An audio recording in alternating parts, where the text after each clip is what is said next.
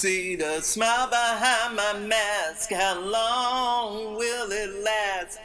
Stimulus going fast, government won't act, how long will this be Aloha, this is Skye, going your Soulful on? Progressive with FNN, Feminist News Network, that Feminist News that's right for you. Welcome to Skye in the Abapue Room, giving you that soulful news you need every time, yes indeed. And if you haven't told a friend to like and subscribe, well baby, you let them know I'm serving it hot because that's what I got. Yeah. Now, what is it I want to talk to you about today? What is really going on? Big Pharma, every damn time. They're always up to no good and doing something.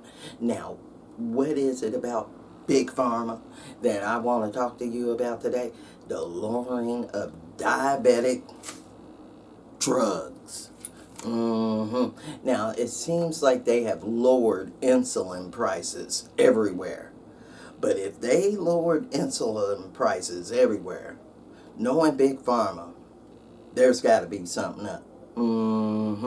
Because there's no way that Biden just waved his magic wand and made diabetic prices go down, insulin prices cut in half. No, there's a bigger picture here, people. There's a way bigger picture going on.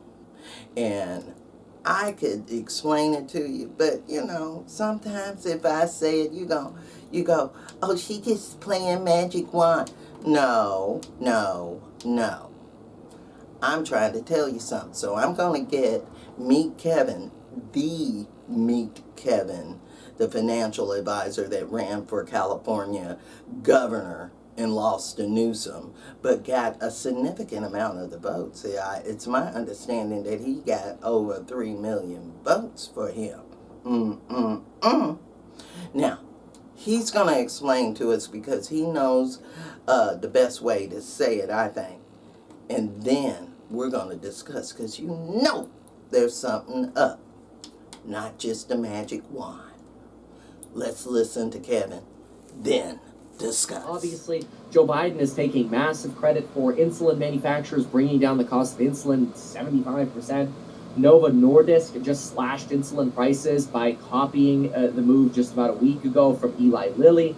Novo Nordisk is announced yesterday that it would cut list prices for insulin products by about 75%. Remember, there are different types of insulin products. There are short-acting ones, and then there are intermediate-acting ones, then there are rapid-action ones, and there are long-acting ones.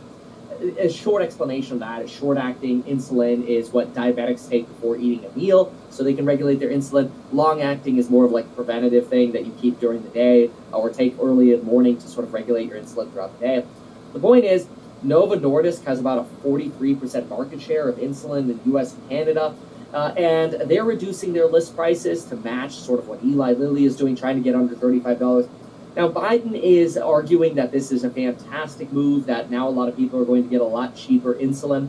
But don't kid yourself, Eli Lilly and Novo Nordisk are going to make a lot of money off of this price reduction, because now, because the prices are lower across the board, they're no longer going to have to, well, face potentially monopolistic risks, where basically the government comes in and says, hey, you guys are like a two-company oligopoly over here. We want to, cut you up and make you smaller companies. By reducing the prices, you kind of reduce that risk for those companies. So you kind of you kind of potentially keep power at these two companies. But when it comes to profits, what's really interesting is these companies could potentially actually make more money after reducing prices, because now they avoid paying out millions of dollars in rebates to Medicaid programs or even Medicare programs, which is really interesting. See, the federal and state governments generally would collect rebates from the drug makers. So the drug makers would charge a high premium, and then Medicaid, Medicare would take money back because they're like, we need to reduce the cost of insulin, so we're going to take money back from your profits. Now they don't have to give that money back. And so they could potentially, for example, Eli Lilly could avoid $430 million per year in Medicaid rebates and potentially make, listen to this, $85 million in new profit, according to Bloomberg, thanks to these lower prices. Nova could avoid about $350 million in rebates and potentially add earnings of about $210 million. So that's kind of interesting. Now, technically, they won't make any more money on Medicaid sales, but across the board, because now they're competing substantially, they're probably going to take a lot more market share of the insulin market at these lower prices.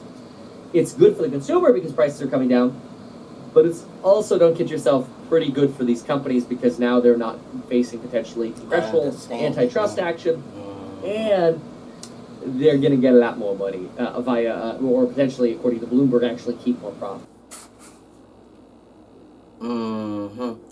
I know you saw and heard that, the way he broke it down. These people know they're going to get kickbacks from the rebates of the prescriptions that they give, because they know either way, if they're not getting it out of the reach of the clients, the patients, the diabetic people, because they're not, the people are going without, cutting their stuff in half, suffering in their disease because of the influence of Pharma, thinking they were going to squeeze all the people. No, they're not getting all that money. They ain't getting a great big amount. They're getting a lot of money, but they can get even more on the back end from the government in your tax dollars. Let me say it again, your tax dollars off of these rebates.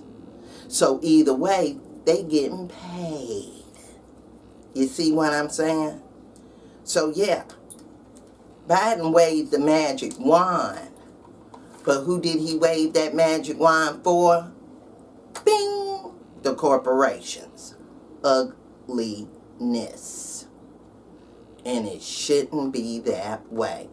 And if you agree with me that Biden waved his wands for capitalism and not for the people, leave those comments below and let me know at FeministNewsN at gmail.com. Don't forget to like and subscribe to the YouTube channel and the Facebook page. And remember, I'm that Soulful Progressive one on Twitter. Get that rant of the day on Blogger. And I'm no longer the one-woman team because I got that news crew. Thanks for joining. Let's get that big push up to 1,000 so we can let them know that we got that news sold. All right. And I'll keep bringing information like this to you because, you know, a lot of people, they ain't out there watching Economist and Meet Kevin. They watching blah, blah news and girlfriend did this and so is behind that and doing that. No. I'm trying to educate and give you the right information for life so you don't think that it's just going your way because somebody told you. You got to know why and what's really behind it. So remember, in this era of hate, you're going to have to participate so you can have the right information to know why your bills were cut in half. Maybe it was meant like that. Hold on. Maybe it was meant to be like that. Or maybe it was made to be like that. Now, remember, I appreciate you if you care to donate, get me a cup of coffee. That's Venmo at SkyeSoulfulProgressive. Thank you in advance. Thanks for watching. Thanks for joining.